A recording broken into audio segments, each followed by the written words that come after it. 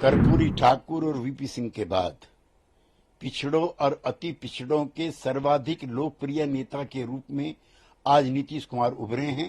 15 साल भारतीय जनता पार्टी के लोग रामधुनी कर रहे थे, वहां बैठ करके रामधुनी कर रहे थे सरकार में। अब विकास का नजीर देखना है तो पटना का मेरिन ड्राइव देख लीजिए। देखिए, एक बहुत ही ऐतिहासिक पल है। समाज को फूट डाल के, समाज को अलग अलग दिखा के उसमें अलग अलग जातिगत नेताओं को खड़ा करके अपनी राजनीति करते हैं।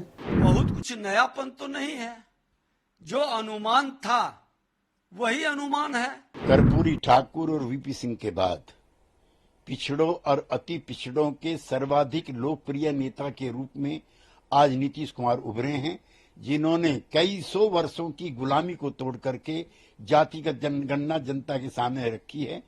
आज साबित हो गया कि वो 63% हैं।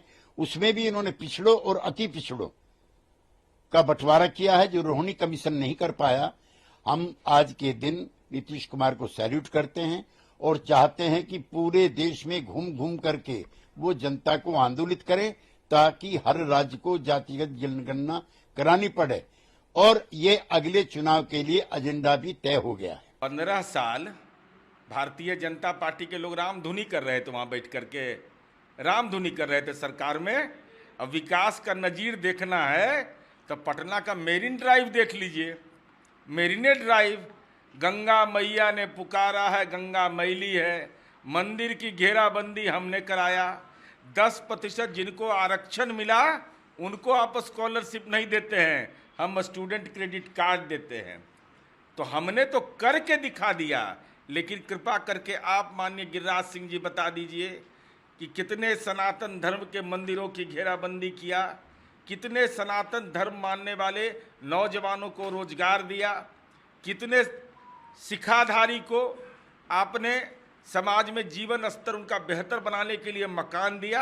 अरे जो किया सो हमने किया, आपने तो हमारा सब कुछ लूट लिया। इनके झूठ की कलई खुल रही है, इसलिए भाजपा बेचैन है। लेकिन देश भर में नीतीश कुमार जी ने नजीर कायम किया।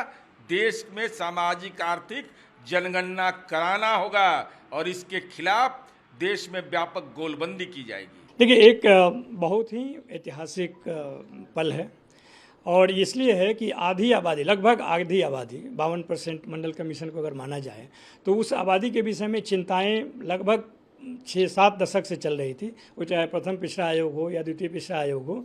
आप जरूर बिहार ने इसमें लीड लिया है या नेतृत्व किया है इसको जारी करने का, और उस मामले में भी ऐतिहासिक है कि ज़रूरत तो पूरे देश को है, लेकिन देश की सरकार ने जब मना कर दिया, मिन्नत करने के बाद, 2 बार सर्वसम्मति से पारित कराने के बाद विधानमंडल में सर्वदलीय शिष्टमंडल के मिलने के बावजूद भी अगर केंद्र सरकार ने मना किया तो बिहार सरकार ने तय किया, पैसा नहीं दिया, फिर अपना पैसे के बल पे भी उस कराया और 2 चरणों में कराकर एक बहुत ही वैज्ञानिक डेटा को इकट्ठा करने का प्रयास किया है, जो कि सरकार के लिए नियम बनाने में, नीतिगत फैसले लेने में उसके नियत का पता चलेगा कि वाकई में जो पिछड़े दलित पिछड़े लोग हैं उनके विकास का एक मापदंड तैयार किया जा सकता है। इसकी तो एक्सपेक्टेशन पहले भी था कि नीतीश कुमार की तिगड़ी जो है वो मानेगी नहीं, क्योंकि उनकी राजनीति का आधार ही जातिगत बेस पर है और समाज को फूट डाल के, समाज को अलग अलग दिखा के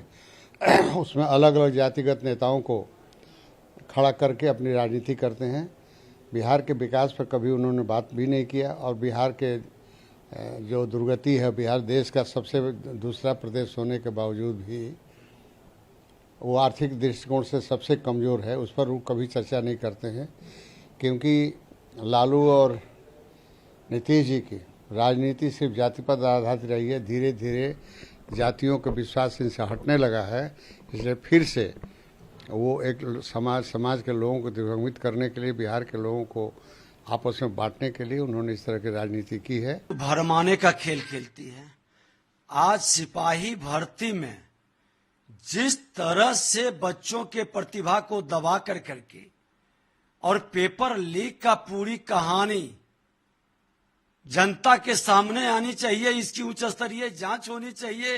ये मामला को दबाने के लिए क्या क्या स्वरूप लाते हैं और आज इनका मामला पूरी तरह से करप्शन और भ्रष्टाचार का शिकार ये बड़े भाई छोटे भाई की मानसिकता है। देखिए, जातीय जनगणना का पूरा रिपोर्ट आएगा, अध्ययन के बाद मैं बताऊंगा। बहुत कुछ नयापन तो नहीं है, जो अनुमान था वही अनुमान है। ये जो एक लगा रहे थे कि बड़ी चमत्कार, बड़ा बदलाव, अरे सबको जानकारी है जो आप बता रहे हैं वो लगभग डाटा आंकड़ा तो सबको पता है। हाँ, कुछ जब आएगा अति पिछड़ा का या पिछड़ा का डिटेल एरिया वाइज, तब पता चलेगा कि गणना का सच्चाई क्या है।